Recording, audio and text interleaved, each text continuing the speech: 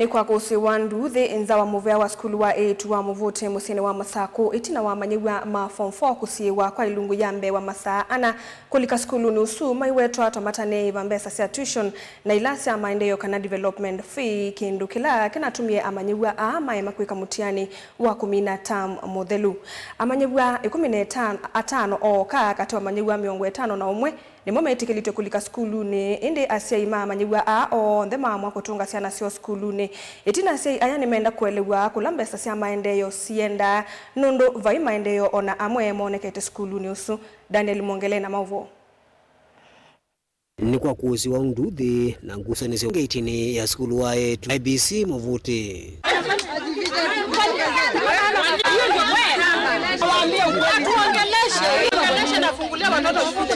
Asiei na siana sio ilemetele skulu ni maivingia kwa masambe wana kwa kila meweto kana maivi tembesi ya tuition ondu mwana mbese utwaizia maendeyo skulu ni unula masi wa nzawa ngeti no kwa masaa kauta. As we want to talk to the principal, we clear these issues, our children go back to class na sisi tuende nyumbani. Kitu wenye tungependa tafadhali mwalimu mkuu, na tumeshinda tukisema na hata kuna hao wazazi wanaingia na hiyo gate nyingine. Tafadhali mwalimu mkuu, tunataka tusemezane na wewe. Allow these kids to come back to school. Metula muti mwalimu neno ngwa kwitha ate kwithukisya wasyo na ethitwe natumasia na imisi ni ngwa kulea kuyombesa isu ila meweta ni wathuka no wani ola mekite mbeni. Nimekuwa kwa hii shule since mtoto alijoin form 1 up to now kwa form 4. Tulipokea barua kwa watoto wamekuwa suspended. Na kawaida kama watoto wamekosa wazazi wanafaa kuitwa kwanza waambiwe mtoto wako ama watoto wenu wamefanya ABCD. Kama tunapewa watoto tuende nao.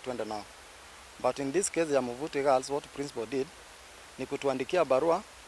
After kutuandikia mabarua ameanza kutumia divide and rule.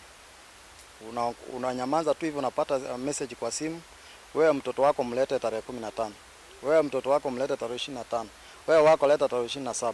Kuna wenye mpaka wanaenda mpaka tarehe 8 mwezi wa 9. Hao watoto wote wako form 4. Kuna mpaka wa tarehe 11 venye wasasi wanasema.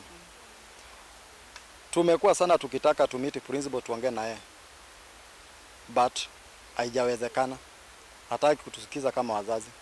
Na kitu tunakosania venye mtangulizi wangu amesema ni kitu kidogo tu. Mambo na tuition.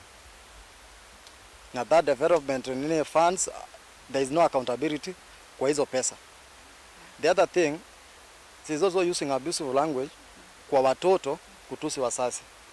Because as a principal, statement ya make kwa watoto is so wanting that perekeni umaskini wenu huko, you see. So we are like hao watu wanaambia wapeleke umaskini wao pale, ndio wazazi wamesimama na hii shule for 4 years now. Yu memukule mwalimu nne wa skulu an maingi edukise kiyocho na kuweka siana ilani sia class cha form 4 siende na masomo. Ile naomba na ile ninaweza insist kama mimi ni kwa affordable kulipa ile fees tu ya serikali yenye iko kwa this term. Aondoe development fees na aondoe remedial fee. Ya mwisho, watoto wetu hawajafanya end term exam. Hatujui ni kwa nini. Na hatukuambiwa kama wazazi. Cause watoto walipofika kwa nyumbani ukiuliza mtoto na kuambia hatukupewa mtihani. Hakuna any communication either from the class teacher ama the principal kwa nini watoto wenu hawajafanya mtihani. The principal has not given us any audience at all. She's just peeping from afar.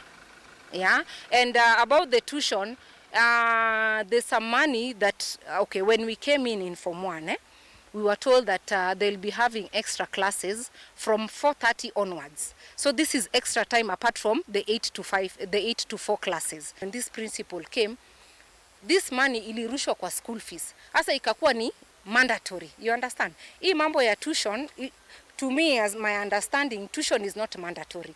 Mzazi akisema atalipa well and good. Asipolipa hapana, but sasa hii ikawa ni mandatory. Inaekwa kwa school fees, inafika wakati mpaka wanafunzi wanafukuziwa hiyo 2000. Daniel Mwongele, Mutungu TV, kwa Muvote, kauntini ya Masako.